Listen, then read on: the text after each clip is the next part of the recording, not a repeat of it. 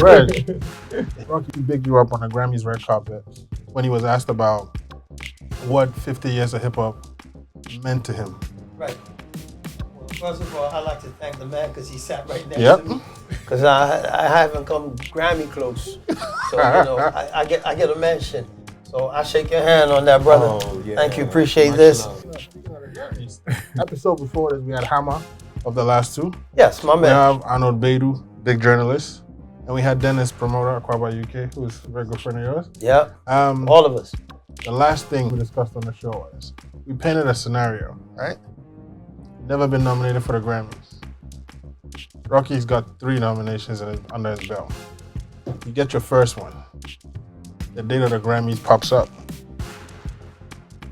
Whichever woman you're dating at the time is pregnant, due, same period. Where are you going?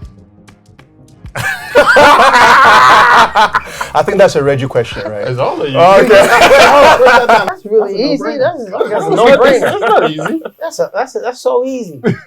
I mean, that's the first thing. It depends on who you're married to and who's carrying your baby. Uh-huh. And you tell your woman, say, look, man, this is what's popping. And she say, don't worry, I'll pop this. You go pop that. Okay?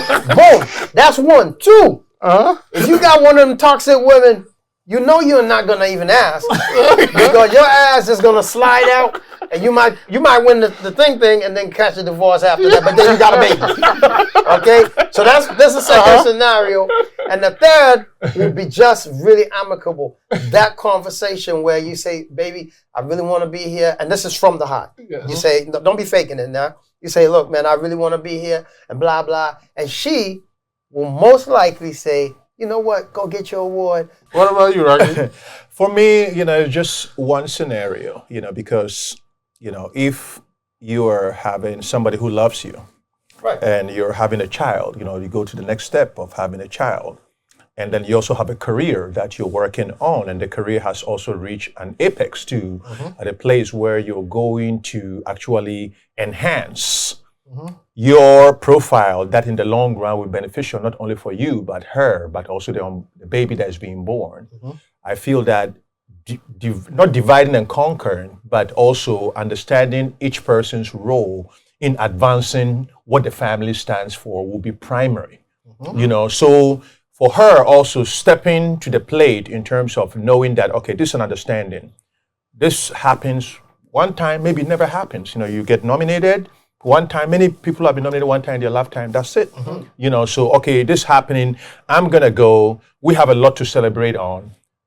Have the baby. Let me go out there, and then we come, and then whatever the outcome is, we celebrate as a family. What you It'll be something, You know what I'm saying? And besides, I'm not the doctor. What you think? You know what I mean? That, Yeah. If you thinking like Stevie Wonder's album, He can't see. no, but remember, Songs in the Key of Life. He has check it. Songs in the Key of Life has his child on there, right? So it's kind of That was a beautiful you're adding joint. a child to your legacy. So Yes, yeah. I would tell my wife, look, the timing of this, I'm gonna shout my family out, the child. And Right. I'm trying to immortalize that situation. And So you would go. yeah, go. Reg, you and Kofi have worked together. Yes. 1996. Yeah, and then many more times. What year was it?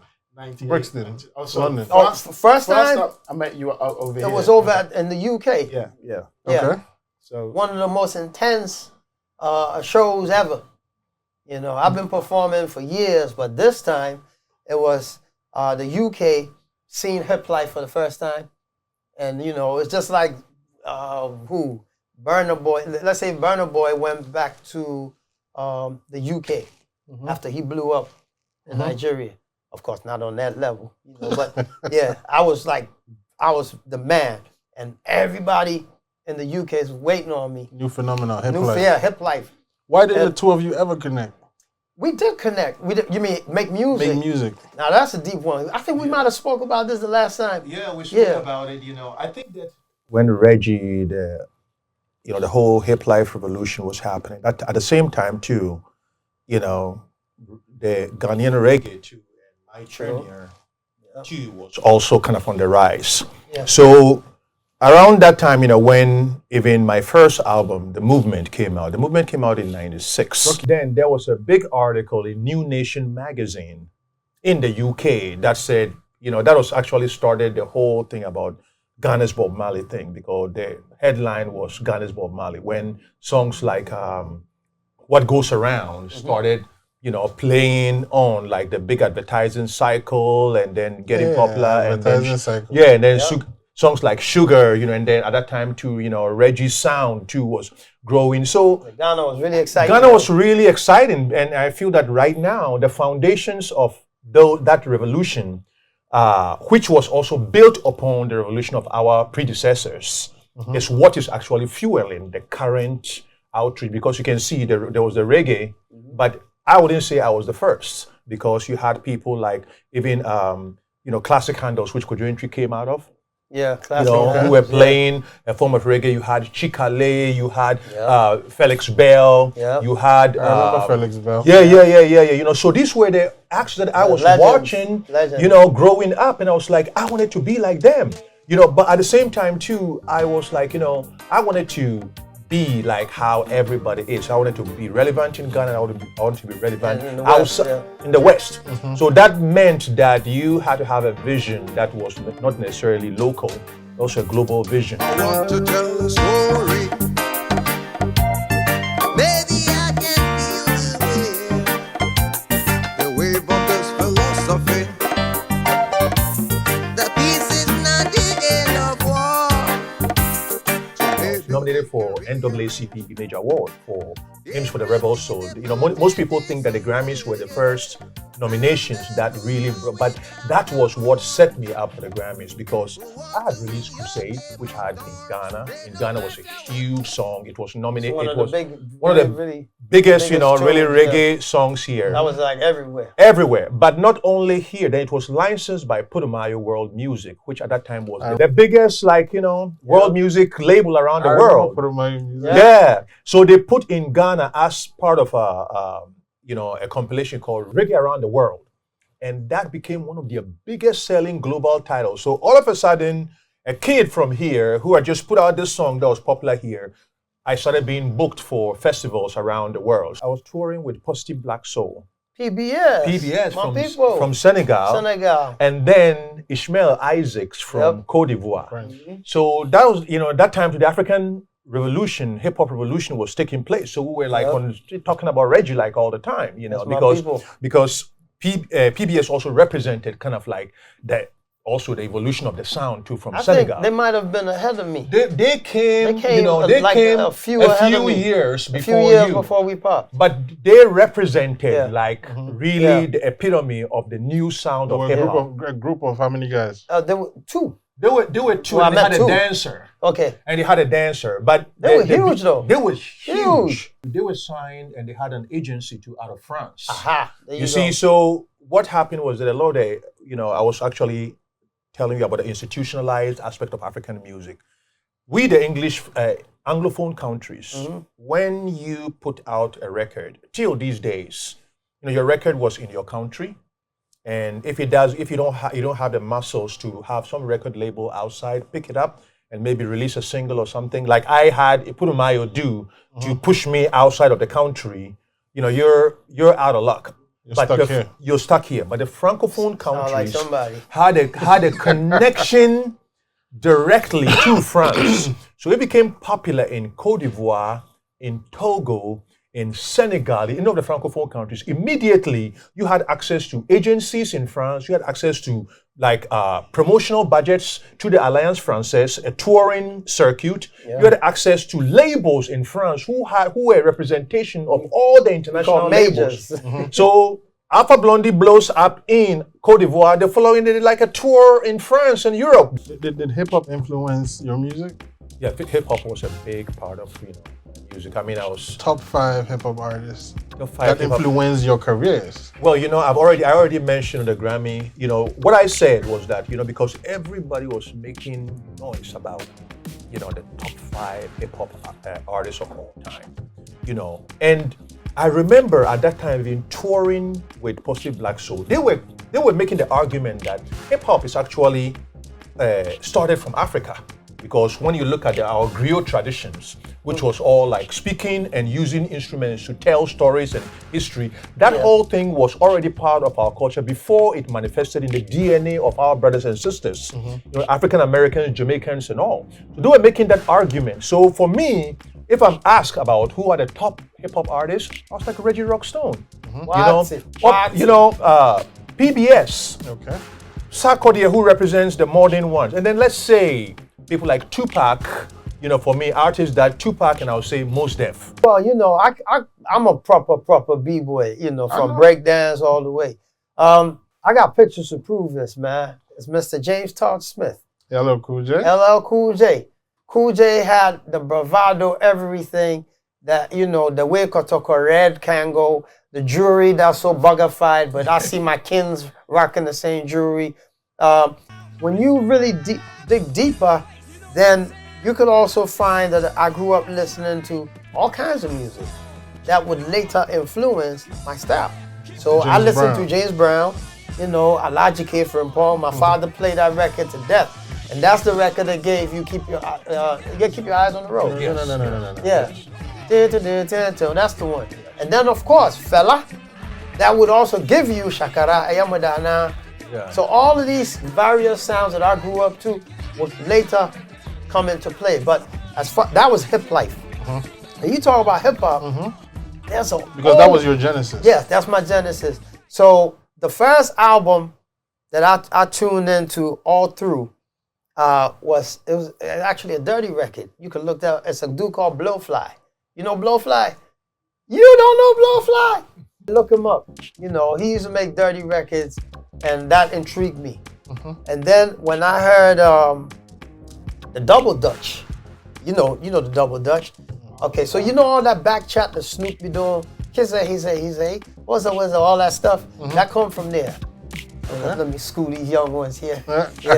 All of that stuff come from there. The Double Dutch. The Double Dutch. Okay. And that was one record that really intrigued. Of course, The Message by Grandmaster Flash. Wait, so Double Dutch is the title of the record or the artist? No, yeah, it's the title of the record. Okay. All of these songs. So in one spell, I told you about Fela, James Brown, went to LL Cool J, and back to Blowfly and Double Dutch. It's a beautiful collage. That's why when you hear my music, no record sound the same, because I'll be sampling some of the most obscure, We freaked Death for Life.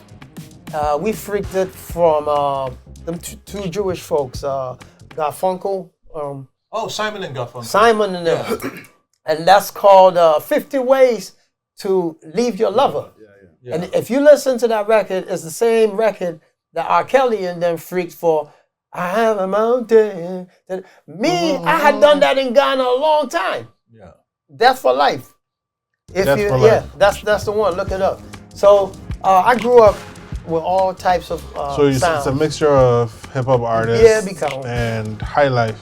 Yep. I mean, via my parents. What's your top 5? Top 5 just for hip hop, it would be Public Enemy, the KRS-One, Chris, Big Daddy Kane, and then newer ones like Kendrick, Cole. I mean, I still influenced, but My number one was Busta Rhymes. Okay. No, Busta, he's still killing it right now. Yeah. Busta's like, and we came up on Busta.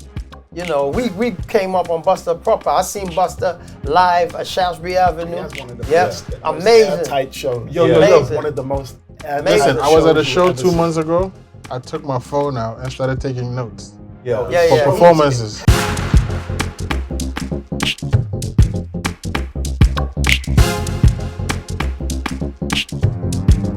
Reg, hip life. That word. We're not speaking about the genre. Who coined that word? Who said hip life? Now, the coinage of hip life, it was an evening, and it was my father, Ricky, bless his soul. Rab was moving back and forth. We sat outside on what we call the veranda, right? And my father, he's the executive producer. He's the one that's paying for the videos, the studio time, everything. So he kept saying, yo, don't call it hip hop. You have to own it. You know, my father was into all that stuff, branding. He did a lot of work in Ghana, Kofi Export. That's all my father. Ricky yourself. Ricky, yep. Yeah. So he's the one that kept hammering, saying, don't call it hip hop, you gotta own it. And so he, in his artistic mind, he said, why don't you take the hip from hip hop? Because, you know, at the time when he's telling me this, we thinking the name of what? You know, we B-boys, you know, we're hip hop. And he said, why don't you take the hip from hip hop? And then the life, high life. So dude, he was thinking in terms of branding, because he realized the Ghanaians, we don't like change. Omo remained Omo for years. And the only toothpaste was Pepsodent, still Pepsodent. Newspapers, graphic, you know. And when they're leaving, they say, I'm coming, you know. So, yeah. So he's the one that said this, and then, yeah, you caught that late, huh? Why are you going? I'm coming. You caught that late, you know. And so he's the one that inspired it, and then I can't get over that shit. Okay. Yeah, so that's how. So check it. So the word is coined. Yes. How did the masses hear it? I did a song. It's a song called Chobwe. And now, if you listen to Chobwe and listen to all the music before Chobwe, and there's not a single song out there or print, newspaper or anything that has the two words HipLife. It's in Chobwe. I think it might have been on the bridge. I say, check it out for the HipLife. It goes on and on for the HipLife. And that was it. And that's when you know, people started to, oh, okay, I remember that friend of HipLife. People thought the song Chobwe was called HipLife. Okay. You know, and then it just stuck on. So everywhere I go, hey, what kind of music is HipLife?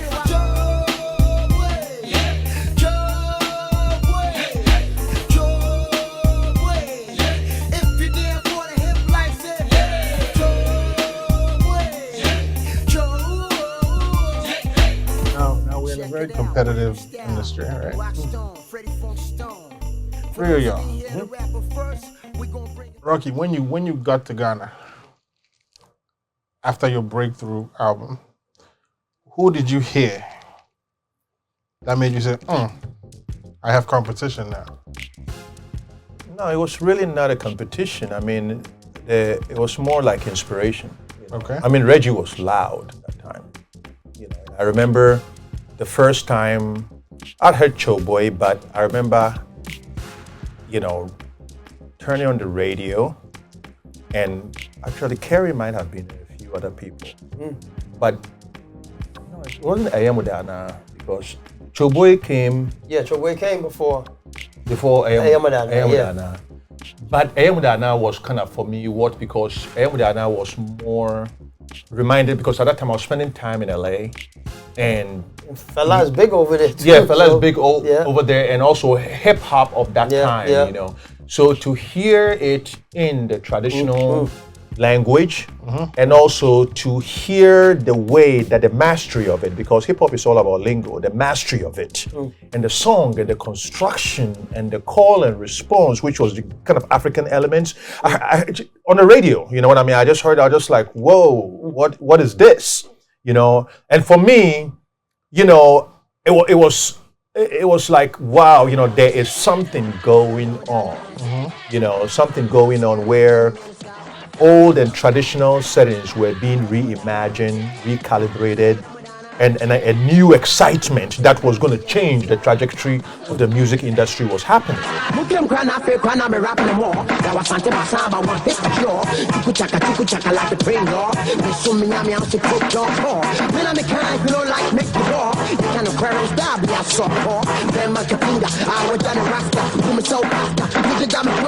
did you hear here that made you say, yo? Nah, nobody. Well, for how long? For a long time, but I'm not that type of person though. I'm not even built like that. I'm very true boy, as it says. Let's all get in together. That's always been my spirit. But people came for you beef-wise. No, just one person. X-Do. And it was strictly what you call a publicity move. And it worked beautifully. There was no internal conflict. No internal beef, nothing. He was in the studio with Achame, the two of them, Kofi and Kwame. They was in the studio, and he said some shit about, you know, we got to do something to catch attention or whatever. He said, I could write a song. He said, what? He said, let me write, because he didn't want to do it. So he wrote the song for X-Do. So he wrote the disc. Yeah, yeah, you should have him on the show. No, the other one, Kofi. Yeah. So he's the one that wrote the song, and he passed it on to Homeboy, and Homeboy took the bait, and it worked for him because he blew up. And then he blew up, and you know, I remember I was in New York. I had finished. I can't remember which album, but when I finished that album, I moved back to New York, and I'm over in New York for the longest time. And when I come back, I think I still got my crown like Reggie Rockstone, you know. And nobody said otherwise while I was away. And I come to Glenn's. I didn't even drop my stuff, you know, Club Glenn's. And when I get to Glenn's, you won't believe the first human being who came and hugged me was X-Do. But he had already put this record out. I had no idea. Everybody sat around the check guy. Everybody's like, what the fuck? You know, and I didn't know. So people assuming, damn, Reggie must be the coolest dude or the dummy. Right? And you hadn't heard the song yet? Nothing about the song. I'm in New York feeling myself. Ghana's buzzing. Yo, dude called your name, blah. I didn't hear nothing. And he's one of the first people. Listen, aside from the cock crowing, that would have been a Judas moment. Crow, like all he had to do was kiss me on the cheek and I'd be Jesus. You know what I'm saying? And so we hugged up and I went upstairs. And the DJ, everybody come to me, yo. And I'm like, okay, so they dissed me. Okay, I gotta hear the song. Was that the first time anybody had come at you? That's the first time in my entire career, you know, that somebody came at me. It was X-Do. And because there was no malice, I was very intrigued as to why. And then that's when DJ Rab said, you know that's a shortcut, right? And I said, okay, I get it. He said, play along, Reg, play along. So he said, because Rab wanted me to go in the studio, chop it up. Because in hip hop tradition, that's what I'm supposed to do. But then, same Rab, may he rest in beautiful peace. He come back to me, he said, damn, Reg, you got the next single ready? I said, nah. He said, don't say shit. I said, why? He said, don't say shit. Because if you're gonna go out there, then you should get the same shine that will empower you. Because he's using your name. So you gotta have material out there that you could pimp, just like otherwise he gets all the shine. At this point, you have only one album out. Yeah, I think so. You know, and also remember that it was very exciting. You know, hey, everybody talking about, yo, he dissed Reggie. Now, Ghanaians have never seen straight out, you know, Ekutia.